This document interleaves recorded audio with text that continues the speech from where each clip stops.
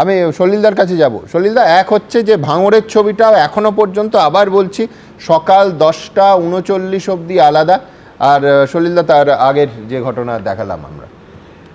সুমন, প্রথমে আমি আগের ঘটনাটা বলছি। দেখো, এই বাসন্তী যে মানে এটা খুব কুখ্যাত জায়গা, এর নোটোরিটি সবাই জানে। এই আজ কদিন আগে 27শে March the previous IC Basanti PS was suspended, মনে পড়ছে তোমার? মারধর দাঙ্গা হলো এই প্রি ইলেকশন পিরিয়ডে, এই ডিউরিং দি প্রি পোল ডেজে Abhijit Pal was suspended, IC inspector in-charge suspended হলো।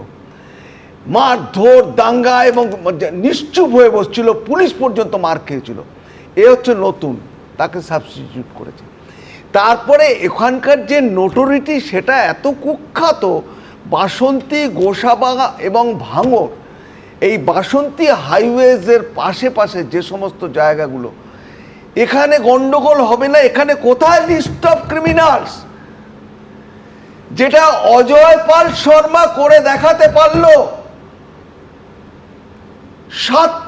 সাতটা বিধানসভার একটা পার্লামেন্টারি কনস্টিটিউয়েন্সিতে যেখানে 7 লাখ ভোট ছিনতাই করে জিতে যায় কোনো পার্লামেন্টারিয়ান, লিউকোপ্লাস লাগিয়ে দেয় ইভিএম মেশিনে। বাইরে থেকে একজন ভদ্রলোক কে কি করেছে না করেছে আমার জানার দরকার নেই, বাট তার প্রফেশনাল অ্যাকুমেন্ট, তার পেশাদারিত্ব, তার ক্যাপাসিটি অ্যাজ এ পুলিশম্যান আমি সেলাম করি। বুদ্ধিধারী একজন খুনি, তাকে সেলিব্রেট মুখ সামলে কথা বলুন। আপনি থামুন, আপনি থামুন। এক্সট্রা জুডিশিয়াল কিলিং কে গ্লোরিফাই করলে এটা তো চোরাচালানকারী, বুদ্ধিধারী খুনি, এক্সট্রা জুডিশিয়াল কিলিং যারা করে খুনি, তাদেরকে এনকাউন্টার স্পেশালিস্ট বলে গ্লোরিফাই করা হচ্ছে। এটা বুদ্ধিধারী ক্রিমিনাল, সাধারণ মানুষকে হুমকি দিচ্ছে, সাধারণ মানুষকে হুমকি দিচ্ছে। ওই 7টা বিধানসভা বিজেপি হারবে। এক সেকেন্ড উত্তেজনা কমান, এখন সবে সকাল। এনকাউন্টারের বিশ্লেষণ করে দিচ্ছি আমি। What is extra judicial killing? If a person is caught from here and killed, that is a killing. But if I open fire in exercise of my right of private defense, I have every right, what you have also every right, he has also the every right. That is not extrajudicial.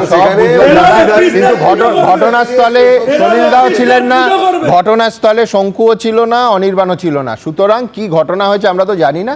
যখন মামলা হবে, মামলার রায় বেরোবে, দেখা যাবে। কিন্তু তার আগে এই যে তরজাটা হলো, তার ভেতরে রাজনৈতিক অংশে একটা ছিল না, যে ক্ষমতা চলে গেলে, অনির্বাণী বোধহয় বললো যে তোমরা বুঝবে।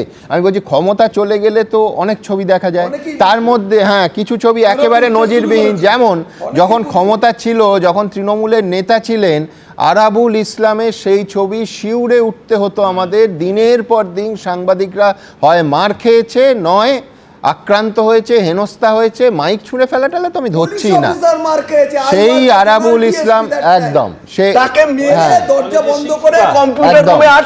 একদম পার্থদা বলছেন জলের জগ, মানে সেটাও ম্লান হয়ে গেছে ঘটনা প্রবাহে। আমি বলছি সেই আরাবুল ইসলাম এখন ক্যানিং পূর্বের আইএসএফ প্রার্থী। এবিপি আনন্দ, এগিয়ে থাকে, এগিয়ে রাখে।